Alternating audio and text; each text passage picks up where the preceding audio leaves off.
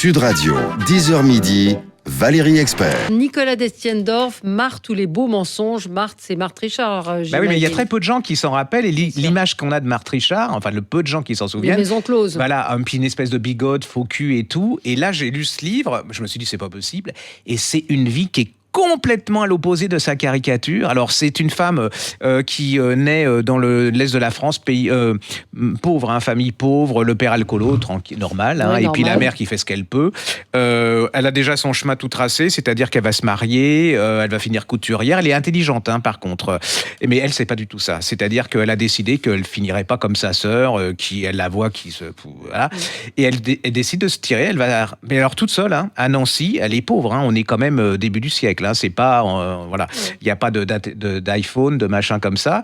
Et elle va se retrouver sur la grande place de Nancy. Et là, c'est un rêve. Elle rencontre un bel Italien. C'est carrément une caricature. Il lui dit qu'il est sculpteur.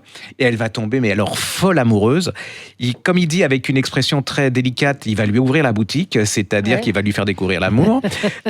Et elle est niaise. Elle pense que, il l'aime vraiment. Alors, c'est pas si... Il l'aime quand même vraiment un peu. Et puis, par contre, il va la faire rentrer dans une maison close, quoi. Donc, et alors, Nancy, c'est quand même une ville de caserne. Donc, voilà. Là, je vous passe sur le truc. C'est une description des femmes à cette époque-là. C'est quand même très, très, très dur. Elle est encore naïve. Elle va se retrouver en Italie avec lui. Puis, elle va se rendre compte quand même que quelque part... Et donc, elle va se débarquer à Paris. Dans une maison de bain, je savais pas que les maisons closes à Paris, ça s'appelait des maisons de bain. C'est la même chose. Et là, elle va tomber, un monsieur très riche, va tomber amoureuse d'elle. Mais le mec honnête, vraiment passionné, ils vont aller dans leur château, en campagne. Elle va devenir la grande bourgeoise et tout. Mais ça, c'est que la deuxième vie. Et alors, elle va être passionnée par les avions. Elle va faire partie des 6 premières femmes à être pilote. Elle va faire des spectacles. Elle va se vautrer. Elle va être dans le coma et tout. Et là, c'est le début d'une vie parce qu'après, elle va être espionne genre Mata Hari.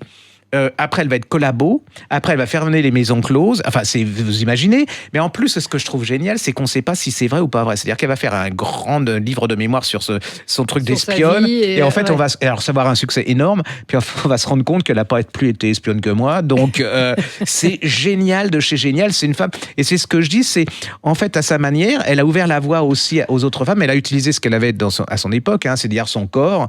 Et elle va manipuler les hommes. Elle va manipuler l'histoire. Après, ça va être son combat aussi pour fermer les maisons closes. Parce qu'on s'est foutu d'elle, mais c'était de l'abattage. C'est-à-dire que on voit là d'ailleurs le parallèle entre les maisons closes actuellement et l'abattage qu'il y a en ce moment. Il n'y a pas grand-chose qui ont changé. Les femmes, les femmes de l'Est, elles sont aussi exploitées que là. Et on en a fait quelque chose de caricatural parce que, entre autres, pourquoi avec une vie, apparemment incroyable d'aventurière. Pourquoi tout simplement, on revient à la même chose, c'est que l'histoire jusque-là a été écrite par les hommes. Et là, pourtant, c'est un homme qui écrit. On redécouvre en fait les vies en cherchant. Et je trouve que c'est fabuleux. Il devrait y avoir il paraît qu'il y a eu un film qui a été fait sur sa vie d'espionne qui n'a pas existé.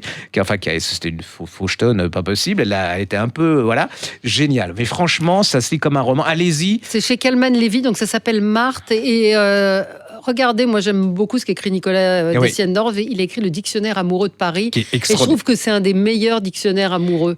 Vraiment, ça paraît chez Plon dans cette collection jaune. Et ces romans historiques sont excellentissimes. Mais là, c'est vraiment, alors ça, c'est une réhabilitation, une injustice. Il y a plein de choses comme ça. Oui, ça se lit comme un roman. Cette vie, c'est une vie vous êtes complètement pris. C'est une vie incroyable. Moi, j'ai complètement découvert ça.